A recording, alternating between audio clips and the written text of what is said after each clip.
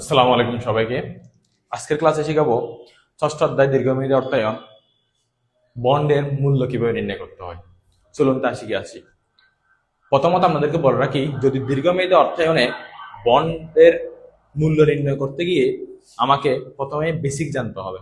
অর্থাৎ আমি যদি ধারাবাহিকভাবে শুরু করি তাহলে ভিডিওটা অনেক লম্বা হয়ে যাবে। কিভাবে সহজে ম্যাথগুলো সমস্যা সমাধান করা যায় তা আমি আজকে শিখাবো। সেজন্য ভিডিওটা ছোট আকারে করার চেষ্টা করব। ঠিক আছে, সবাই একটু খেয়াল রাখুন, আশা করি বুঝতে পারবেন শর্টকাট টেকনিকে। আচ্ছা, প্রথমে আসুন বন্ড। বন্ড হচ্ছে যে ঋণ সংগ্রহ করার একটা হচ্ছে দলিল। বন্ড হচ্ছে কি ঋণ সংগ্রহ করার একটা দলিল।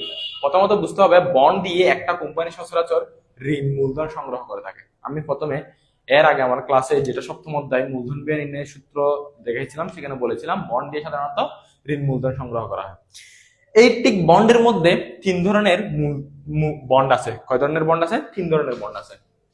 প্রথমত কুপন বন্ড। প্রথমত কি বন্ড? কুপন বন্ড, তারপর জিরো কুপন বন্ড, তারপর চিরস্থায়ী বন্ড। আচ্ছা, এখন আমার কথা হচ্ছে যে sir coupon bond, zero coupon bond, চিরস্থায়ী বন্ড এগুলো কি জানি না। এগুলো শিখতে হলে আমাকে একটু বেসিক থিওরি জানতে হবে, সেটা আপনি বই আকারে দেখে নেবেন। ঠিক আছে। আচ্ছা, কুপন বন্ডের ক্ষেত্রে প্রথমত আমরা স্বাভাবিকতা জানি, মানে আমরা যেটা জানা উচিত অঙ্ক করার জন্য, কুপন বন্ড যদি চিনতে হয় তাহলে অবশ্যই প্রশ্নের মধ্যে দেখবেন আপনারা কুপন সুদ এবং বছর দুইটাই দেওয়া থাকবে। কুপন সুদ এবং বছর দুইটাই দেওয়া থাকবে। আর একটা হচ্ছে zero coupon bond. Zero coupon বন্ডের ক্ষেত্রে কুপন সুদ দেওয়া থাকবে না, শুধুমাত্র বছর দেওয়া থাকবে। যদি প্রশ্নে আমরা দেখি কুপন সুদ দেওয়া নাই, শুধুমাত্র বছর দেওয়া আছে, তখন সেটা হচ্ছে কি জিরো কুপন বন্ড। আর একটা হচ্ছে যে চিরস্থায়ী। চিরস্থায়ী মানে আমরা বুঝি সাধারণত আজীবন, অর্থাৎ কোনো সময় বাধা দেওয়া থাকবে না। অর্থাৎ যদি বছর না থাকে, শুধুমাত্র কুপন সুদ থাকে, তাহলে সেটা হচ্ছে কি চিরস্থায়ী বন্ড। সুতরাং আমাদের আগে প্রশ্ন পড়ে দেখতে হবে। যদি প্রশ্নে বছর এবং কুপন সুদের দুইটা সমন্বয়ে যদি আমরা বুঝতে পারি, তাহলে দেখে নিতে হবে কুপন বন্ডে পড়ছে নাকি জিরো কুপন বন্ডে নাকি চিরস্থায়ী বন্ডে। আচ্ছা, এই যে তিনটা বন্ড, এগুলো কখন নির্ণয় করব? যদি প্রশ্নে বর্তমান মূল্য বা মূল্য নির্ণয় করার কথা বলে, বর্তমান মূল্য বা মূল্য নির্ণয় করার কথা বলে।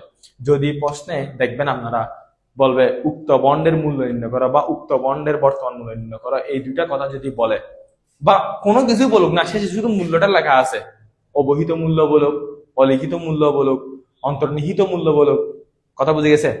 এই যে শেষে যদি মূল্য কথাটা দেওয়া থাকে, তাহলে অবশ্যই আপনাকে এই তিনটে সূত্র থেকে যে কোনো একটা ব্যবহার করতেই হবে।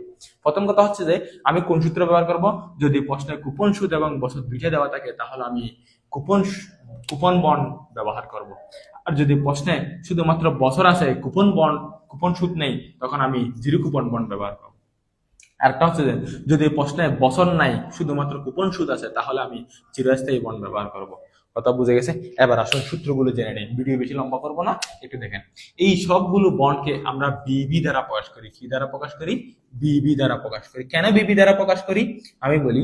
প্রশ্নে বলা হয়েছে বর্তমান মূল্য বা মূল্য, অর্থাৎ বিবি মানে হচ্ছে, আপনারা খাতায় লিখে রাখতে পারেন, ভ্যালু অফ বন্ড, বন্ডের মূল্য। যদি প্রশ্নে বন্ডের মূল্য নির্ণয়ের কথা বলে, ভ্যালু অফ বন্ড, সেজন্য সংক্ষেপে ভি লেখা হয়, ভি লেখা হয়। আচ্ছা, আমরা তৃতীয় অধ্যায়ে অর্থের সমমূল্যে যদি এনইউটি সূত্র জানি, তাহলে এই সূত্রটা আমরা পারবো সবাই। কথা বুঝে গেছে?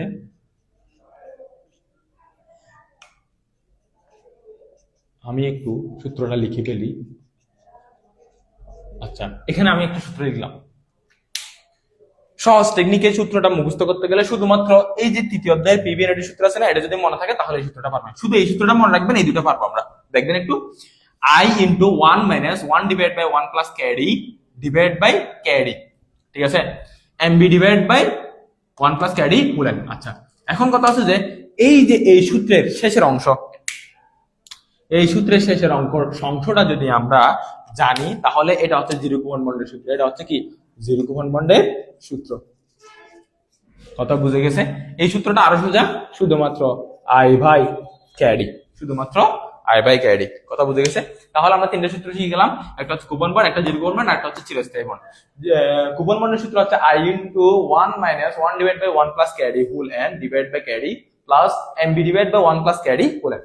এখানে আমাকে একটা জিনিস মনে রাখতে হবে, আমি সচরাচর আপনাদেরকে বলেছিলাম সবসময় ফিনান্সের ক্ষেত্রে বা যেখানেই হোক না কেন আয়ের মান বের করার ক্ষেত্রে, এই যে আয়ের মান আছে না, আপনাদের আয়ের মান বের করার ক্ষেত্রে আমাকে সবসময় লিখিত মূল্যের সাথে, সবসময় লিখিত মূল্যের সাথে কুপন সুদের গুণ দিতে হয়।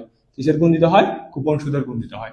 যদি প্রশ্নে লিখিত মূল্য না থাকে তাহলে মনে রাখবেন এই যে এমবি, এমবি মানে হচ্ছে যে আমি আপনাদেরকে সপ্তম অধ্যায়ে বলেছিলাম অন্তর্নিহিত, অবহিত বা মেয়াদ পূর্তি, এই তিনটা মূল্য দেওয়া থাকবে। এই তিনটা মূল্য যদি দেওয়া থাকে এখান থেকে যে মূল্যটা দেওয়া থাকবে সেটা দিয়ে আপনি চাইলে আয়ের মান বের করতে পারবেন। কখন? যদি লিখিত মূল্য না থাকে। আবার যদি লিখিত মূল্য থাকে তাহলে অবশ্যই আয়ের মান বের করার সময় লিখিত মূল্যকে ব্যবহার করতে হবে। যদি প্রশ্নে অন্তর্নিহিত মূল্য, অবহিত মূল্য, মেয়াদপূর্তি মূল্য না থাকে তাহলে এমবির মান আপনাকে লিখিত মূল্য ধরতে হবে। কথা বুঝে গেছে? আচ্ছা, মনে করেন যে লিখিত মূল্য নাই, অন্তর্নিহিত মূল্য নাই, অবহিত মূল্য বা মেয়াদপূর্তি মূল্য, এই তিনটার মধ্যে একটাও নাই। এখন শেষে আছে কি মূল্য? বাজার মূল্য। তখন আপনাকে আয়ের মান ব্যবহার করতে গেলে বাজার মূল্যকে ব্যবহার করতে হবে। কথা বুঝে গেছে? আচ্ছা, এরপর আসেন ক্যারি। এই যে ক্যারি জিনিসটা কি? ক্যারি মানে হচ্ছে যে প্রয়োজনীয় আয়ের হার। প্রশ্নের মধ্যে এই দুটো বেশি থাকে, প্রয়োজনীয় আয়ের হার, প্রত্যাশিত আয়ের হার, এই দুটো বেশি থাকে। আর তিনটা জিনিস বেশি থাকে হচ্ছে মূলধন ব্যয়, বাট্টার হার, সুযোগ ব্যয়। এই তিনটা সচরাচর থাকে না তেমন, এই দুটো বেশি থাকে। কথা বোঝা যায়? এই দুটা হচ্ছে ক্যারি, এই দুটা হচ্ছে কি ক্যারির মান ভাঙতে হবে। আর যদি ক্যারির মান যদি দেওয়া না থাকে সবসময় কত পার্সেন্ট ধরবেন? 10% ধরবেন। কথা বুঝে গেছে? আচ্ছা, এন মানে আমরা তো জানি সবাই বছর। কথা বুঝে গেছে? আচ্ছা, আয়ের মান পেয়ে গেলাম, এমবির মান পেয়ে গেলাম, ক্যাডির মান পেয়ে গেলাম, এন এর মান পেয়ে গেলাম। আপনারা সব ম্যানগুলো বের করতে পারবেন। তো এই সব কিছুর ব্যবহার এখানেও আছে, এখানেও আছে, এখানেও আছে। কথা বুঝে গেছে? এইভাবে সহজে যদি আপনারা টেকনিক্যালি পড়াটা করেন তাহলে বন্ডের মূল্য নির্ণয়ের সূত্রটা খুব সহজে জেনে যাবেন। এখান থেকে আপনাদের পরীক্ষায় আমি আপনাদেরকে বলে দিই 1,00,00,000% একটা সৃজনশীল কমন পাবেন। কয় পার্সেন্ট? 1,00,00,000%। কথা বুঝে গেছে? অর্থাৎ বন্ডের মূল্য নির্ণয় করতে বলবেই। যদি ষষ্ঠ অধ্যায় থেকে একটা প্রশ্ন দিয়ে দেখে সেটাতে বন্ডের মূল্য নির্ণয় করার কথা অবশ্যই বলবে। সেজন্য আপনাদের এই যে টেকনিক যেটা আমি দেখাইছি সেই টেকনিকে পরে নিয়ে আপনারা সূত্রটা জেনে নেবেন এবং সমাধান করার চেষ্টা করবেন, তাহলে ভুলবেন না আশা করি। সবাই যদি বুঝে থাকেন একটা লাইক করবেন, একটা কমেন্ট করবেন আর এটা শেয়ার দিয়ে যাবেন। ধন্যবাদ সবাইকে। এটা স্ক্রিনশট নিতে পারেন সবাই। আসসালামু আলাইকুম।